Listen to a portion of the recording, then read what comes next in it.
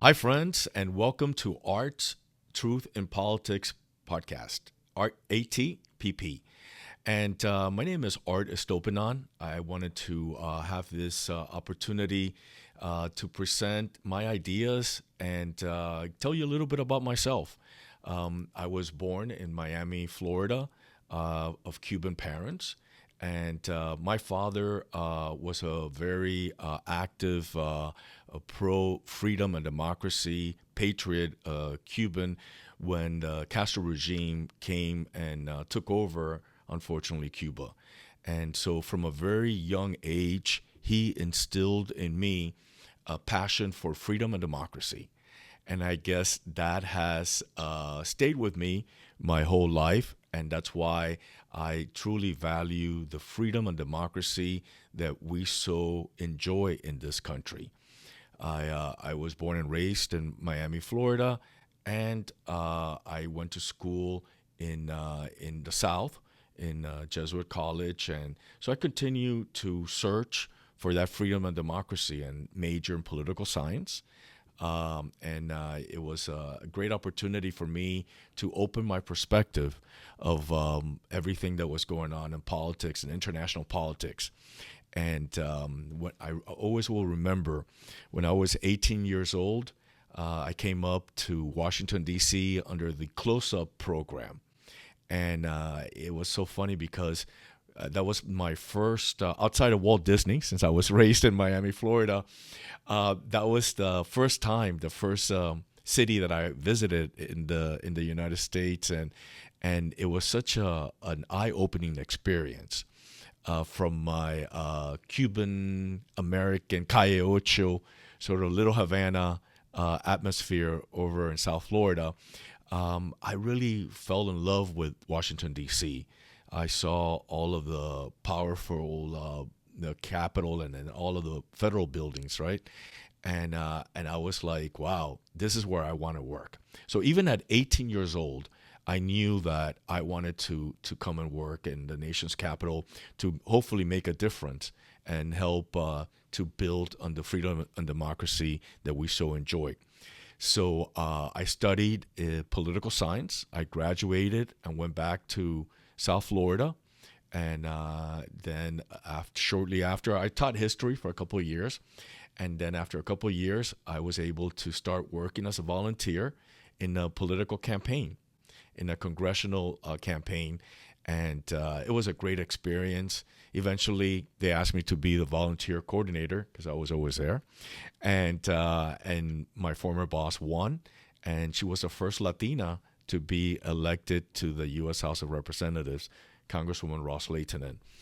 Great lady. I admire her tenacity, her dedication, and especially her yearning for freedom and democracy of her native homeland, which was Cuba. And then she had an evolution to other countries as well. She fought for freedom and democracy all over the world and for women's rights. So it's been an awesome experience. While I was in the U.S. Congress, I worked there for 27 years. After being in South Florida for about 3.5 years, I really asked her whenever there was a spot in D.C. in the office in D.C. to bring me up, and she did. And it's been 35 years later. Here I am. And I worked with so many different ethnic groups because she was chairman of the House Foreign Affairs Committee, the first Latina to also chair that committee. And then so I was able to meet a lot of different ethnic groups from Indian Americans, Greek Americans, Turkish Americans, Taiwanese Americans, pro-Israel activists, and from all over the world. And it opened my eyes. And it's sort of like built in from my yearning and desires as a young man to fight for that freedom and democracy by meeting all of these different leaders of the different ethnic communities throughout the United States. I traveled with her from New York in the east to out west to Los Angeles, San Francisco, Dallas, Houston, everywhere. We used to go and meet with all of these brave Americans, new immigrants to this country. And so one day, one step at a time, I stayed with her for 27 years. And then 8 years ago, I retired. And not retired like going home and doing nothing, but I started my own firm, the Stopenon Group, as you could probably see back here. And it's been a great experience, consulting, lobbying. I also do a little bit of political consulting and business development. That has been my new venture in doing a lot of business development in various businesses, and it's just been a new experience for me because I was always used to government, right? So little by little, I'm a fast learner. So little by little, I have been able to do more and more business development, which I truly enjoy as well. So I have a great mixture of former government work with the Congress and the administration, as well as now in business. And it's been an awesome experience. We have a little boy, Olga and I, who has a very rare disease. He was born perfectly fine, and then all of a sudden we saw a decline in his health. And that has really grounded me very much because while I was in Capitol Hill, I lived in a bubble, right? Being a chief of staff to a former chairman, I traveled all over the world, be it Europe, the Middle East, Asia, and I lived in a very insular environment, in a big bubble.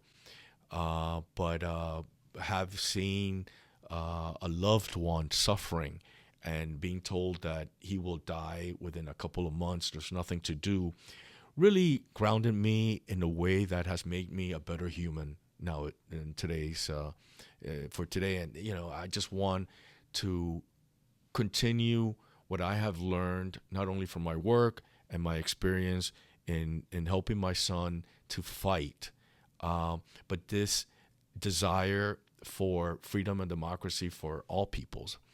And that has led me to continue in different and more evolutionary processes, such as this podcast. And that's why I call it Arts, Truth, and Politics Podcast. You know why? Because as you probably know, the political scene in the United States is so partisan. I don't care if you're a Democrat, if you're a Republican, or if you're independent. The fact of the matter is that we all need to respect each other. And not only one political party has the truth in what should be implemented in policy or legislation that should be implemented, right? But we should all enter into a conversation and we should listen to each other. Unfortunately, in today's society, we don't listen to each other. We just want, our policies, our our things that we want to implement is what it is, and forget about you if you think differently. And that's not what America is about. America is about coming to the middle and compromising. I had the great privilege while I was on the Hill to have many, many good friends who were Democrats, and we still up to this day will keep in touch, and hopefully I'll bring some of them to have our discussions. And politics, maybe because of social media and other alternative outlets, news outlets, has become too polarized in the United States.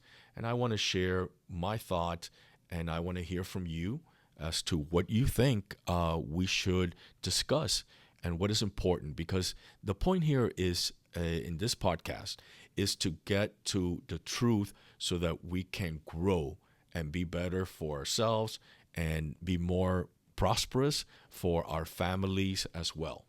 So that's what I would like to do, and I hope that we could all do that together. I'm going to ask you to subscribe, to like, and comment If you like what you hear, and especially I would be very keen in hearing your opinions. And this is something new. I'm excited. I'm very excited about it because my experience, I think, can really help in the conversation, right? And I hope that we get to participate together. So anyway, so thank you so much for listening, and I hope that we could continue our conversation. Thank you so much.